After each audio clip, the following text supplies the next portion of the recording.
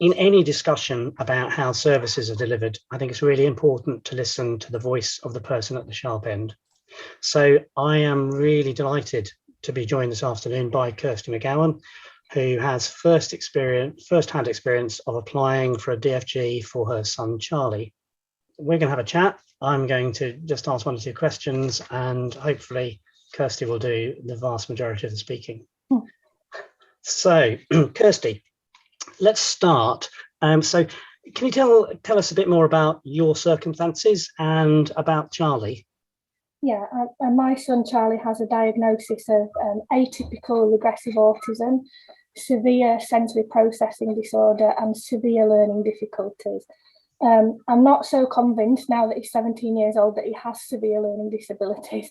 I think that he struggles to learn in the way that neurotypical people would. But I think despite his sensory profile, which is hugely affected, I think that his higher intellect is pretty much intact, and that's taken a long time for us to discover that, but I think that's the case. So basically, to put very succinctly, Charlie was born typical. He developed typically, meeting all developmental milestones. I had no concerns, and I'm trained as an early years teacher and have some understanding of early child development. There were no concerns for me until post-vaccine, and I believe my child is vaccine damaged because I watched it happen. There were other factors as well, but that was the main one for me and still remains so 17 years on. So Charlie lost all skills, all language, all ability to connect, became terrified in the world, became just in like a bubble of his own and just would not respond. And from a child who was at 2.5 was starting to speak sentences and phrases, just lost all language, and we're 15 years on now and haven't gained any back.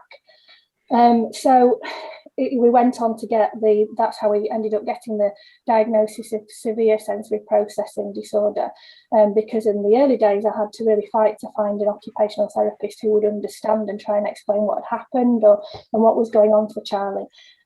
So Charlie has had, since he was 5 years old, a court-ordered home-based education programme, which is very bespoke for his needs. And in that respect, I was very fortunate because of my background. I'm able to direct that and have people come into our home and work with him.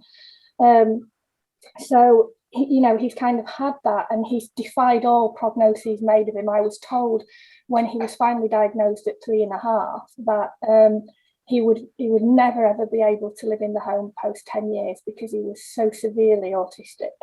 And to this day I'm grateful for that person that said that. There was a whole team of professional people, and I'm very grateful for that being said, because it made me determined that that would not be the case.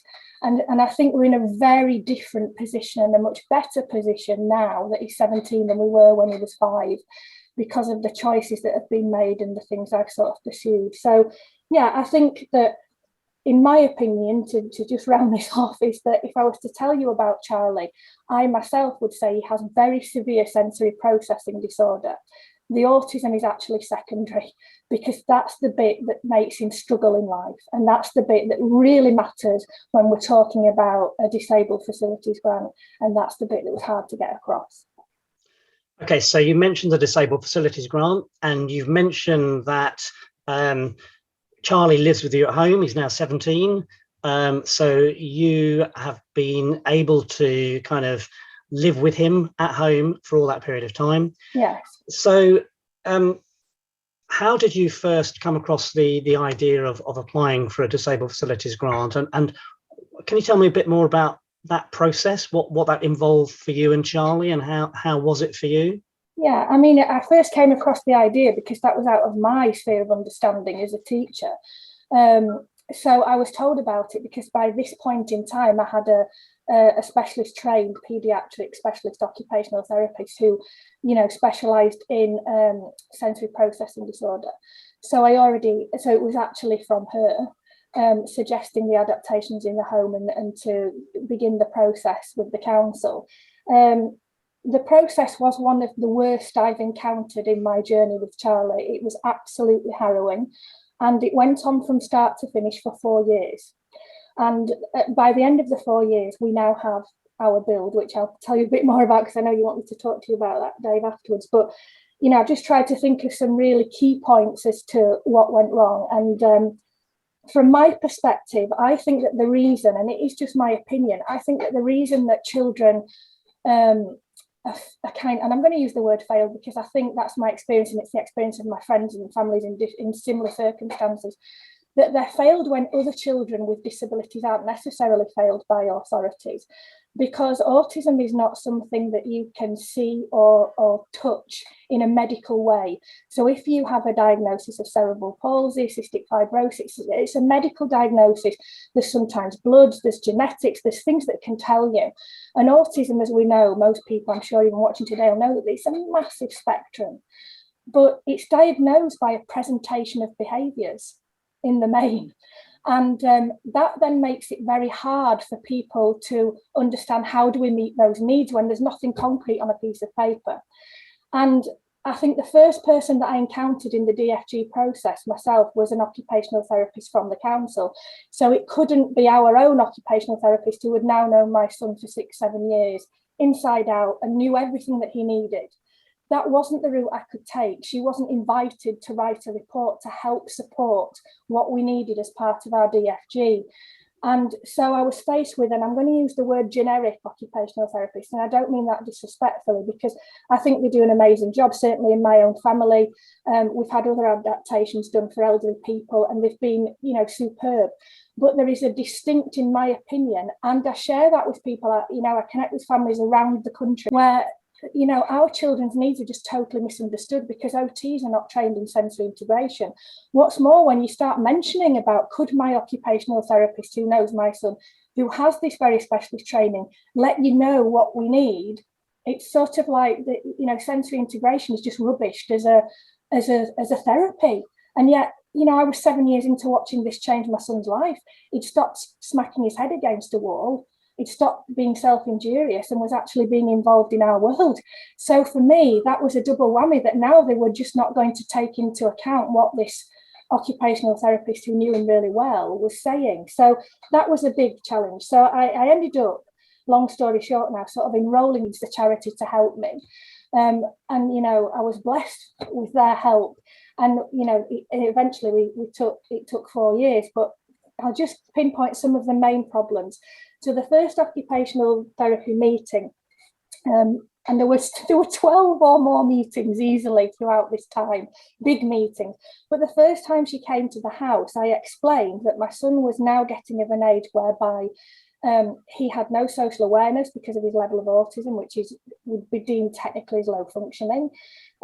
He would just strip off. He had no social awareness about being naked and was getting to a point where masturbation was an issue, and that could happen anywhere. And that's a common thing for families facing that anywhere in the world with a child with, such profound and complex needs like that.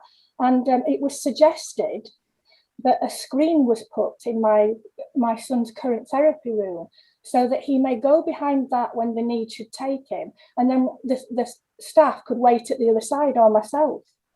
And, I have a background in child protection as a teacher, and I was just absolutely mortified and horrified to an extreme I don't think I've ever been before on this journey with Charlie.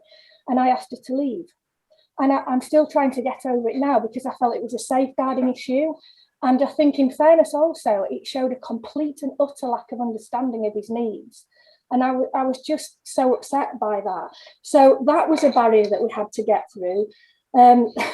We did eventually get through that and get Charlie a separate downstairs room built as a bedroom, which can double up as that safe, private space rather than behind a screen. The second thing I struggled with is that I was told I could have either a bath or a shower and not both. And I said, well, my son actually likes to bathe, but when he does, then upstairs at the moment, then he throws water over the side and basically it comes through my ceiling downstairs. So I would like him a bath, but I also sometimes need to shower him. He still is in nappies and he needs showering and he needs cleaning. And that was another fight. That was several meetings. Just can he have a bath and can he have a shower? And I wanted a rather large bath because he loves water play. Some of the things he finds really soothing are around water and being in water and playing with water. Again, that's not uncommon for somebody with Charlie's level of autism. That was totally misunderstood. Nobody people just thought I wanted a really big bath and to cost the council money. I'm almost convinced of that because that's how it felt. And then the last thing that was another 3 meeting scenario was wanting a canopy over the garden area, because as people will know in my circumstances, children with autism don't always like clothes on them. They have sensory issues around that. So in extreme weather, when it's cold, he won't wear a hat, scarf and gloves.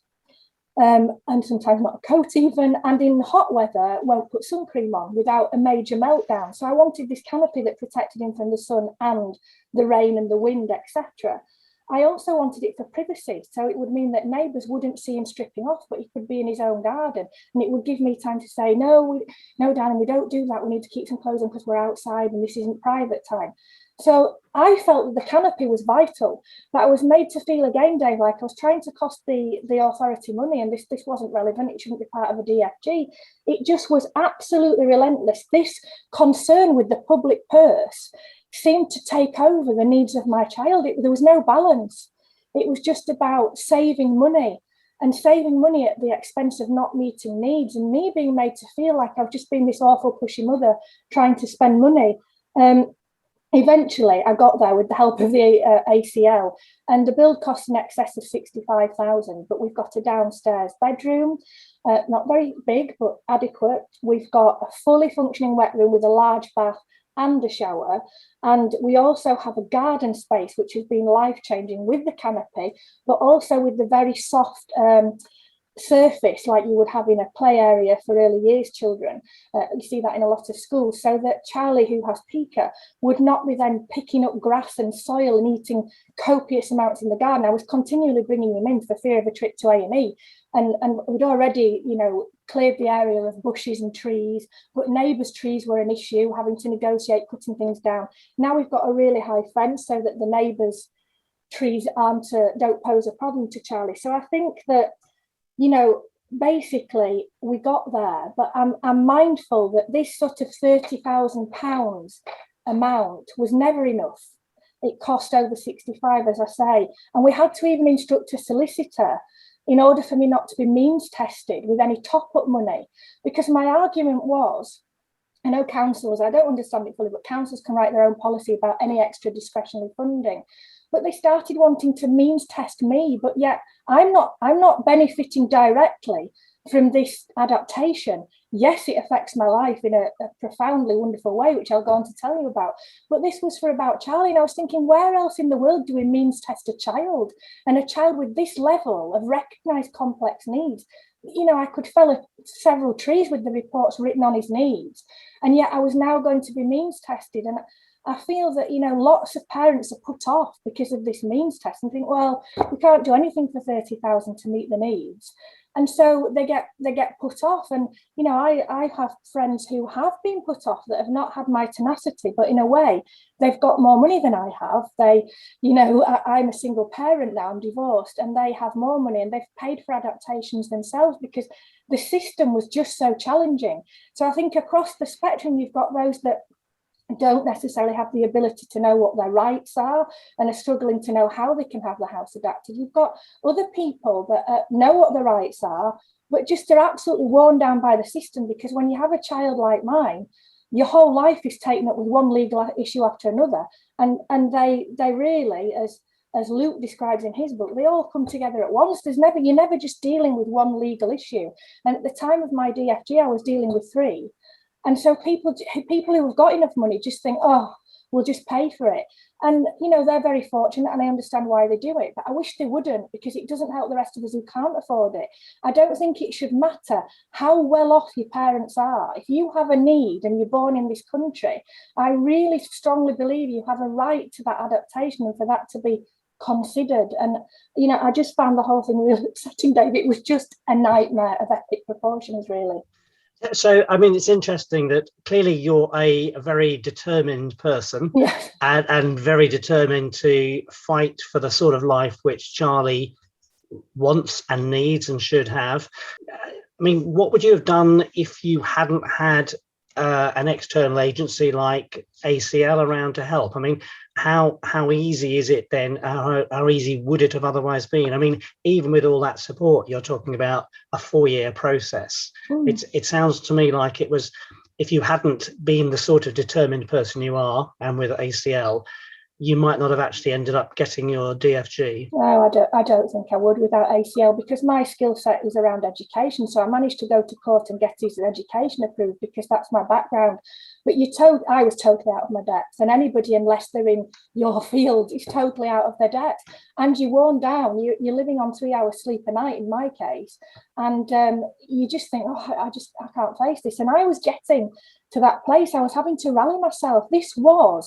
It was much bigger a challenge than his education, and we went to court with that. It was just absolutely relentless. And it just seemed, for me, I mean, I can only say that, I'll probably to repeat it, just to emphasize it, that it's almost felt like the occupational therapists from the council were trained to worry about the public person, not meet needs. It really, really felt like that. And eventually we did get my own occupational therapist involved. They agreed to accept a report from her, but I had to pay for it.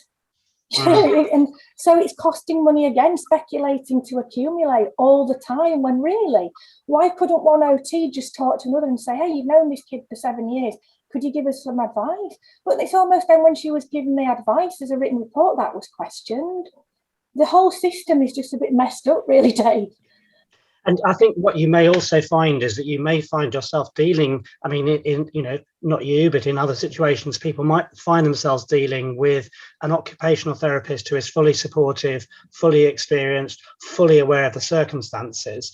But then their recommendations obviously have to be agreed by the housing service. And again, so you might find the assessment clearly identifies the needs of Charlie or whoever it happens to be, but that then has to be further agreed in order to get the funding approved for the DFG. And clearly, one of the things which the guide picks out, and I think you've mentioned that the adaptations to your house cost something like £65,000, which is a lot more than double the maximum mandatory DFG. So there are a lot of arguments to be had, and a lot of kind of understanding needed to be able to get that. So 4 years, lots of kind of hassle, aggravation, no doubt kind of frustrating times, no doubt at times you were tearing your hair out. I'm somewhat grayer, and that's not just the pandemic, Dave. Yeah, we can't see that, Kirsty. I'm sure it's not the case. But so at the end of the day, you managed to get your DFG, and Charlie is still living with you at home, 17 years, all the 17 years of his life. So tell us a bit about what difference having that DFG has made to Charlie's life. Well, you've explained a bit about the adaptations. I think you've said ground floor bedroom, bathroom, adaptations in the garden so that Charlie can go out and play safely. What difference has it made to your life and Charlie's life? Well, I mean, that's as annoyed as I feel about the process. I just cannot tell you how much it's changed our lives. So it would be the complete opposite. So, as I alluded to a little bit before, he's safe in the garden. He's not at risk of ingesting things that may kill him or him end up at A&E. He can be out there all weathers because of this canopy. Nobody's staring at him naked at 17 years old because the canopy shields him from that. He can splash till his heart content in his bath. When he's distressed and he needs time to calm down, he can get into the bath. He can turn on the taps himself and just let his hands go through the water. That calms him. And it's really, I was going to say on tap then, but it's literally accessible to him. It's downstairs. I don't have to keep having my ceiling replastered because the water coming through. He's got a shower that helps when myself and carers and his education staff are changing him. He's got a downstairs privacy room. It's been utterly, utterly life-changing. And the thing I really want to get across as well is that what I find amazing about this money and the 65,000, I'm not saying that's to be sniffed at. It's a huge amount of money, the money that I wouldn't have in my lifetime. But my son's needs are so profound and complex that if I threw in the towel and said, I can't cope, I can't manage, I can't take care of him, it would cost this local authority in excess of £8,000 a week to look after him. And that £8,000 is because he would need 2 to 1 in residential care. So suddenly, if we look at the 65k, he's still at home 2 years on from it being completed. And I don't see any sign of that changing. That's a massive saving overall. And there seems to be no links between departments. I heard what you were saying before, Dave, about sometimes the OTs recommend things. You can have brilliant OTs. They recommend things, but then housing don't approve it. But also every department's concerned about their own pot of money. Nobody seems to step back and look at the bigger picture. It's just like, well, that if she has that for that boy, it's going to cost us this out of our pot. There's no sense about the fact what's it saving the public purse overall. Who cares which pot it's coming out of? What's the saving here? You know, my son's disabled facilities grant has paid for itself within less than 3 months. But the other thing is, we don't want to steal Luke's thunder, because I know Luke will be talking about this a bit in a bit. But I think, you know, one of the key things which you just said it was utterly transforming. Yeah. So actually, you know, clearly living with someone like Charlie is not going to necessarily always be easy.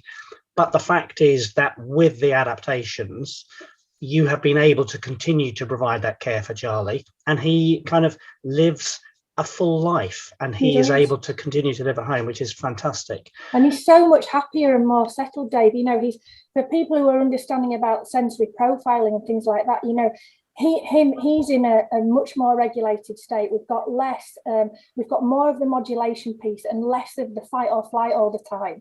Just because of this adaptation, it's absolutely life-changing. But I think you've got to have an understanding of the sensory processing to really get that.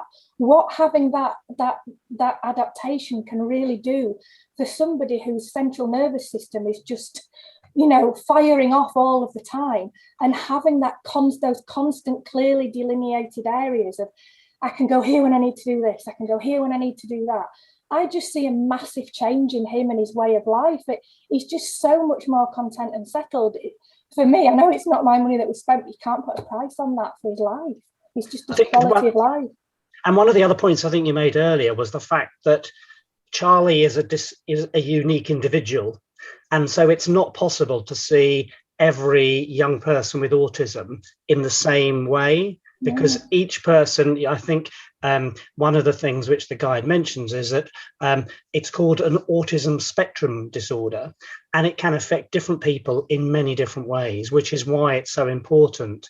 And I think you've echoed this, to have an individualized assessment with all the appropriate professionals and an individualized solution, because there isn't a one size fits all.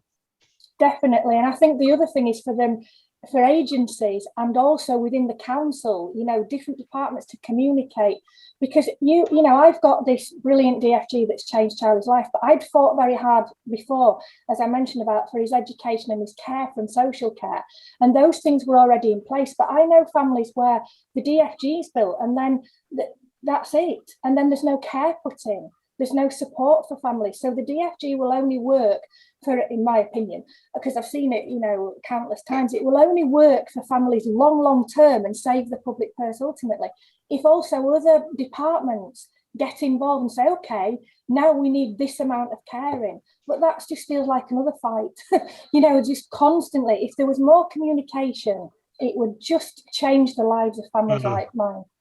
And as I said earlier, the DFG is, and you're just kind of emphasising that really, the DFG is one tool in the toolbox.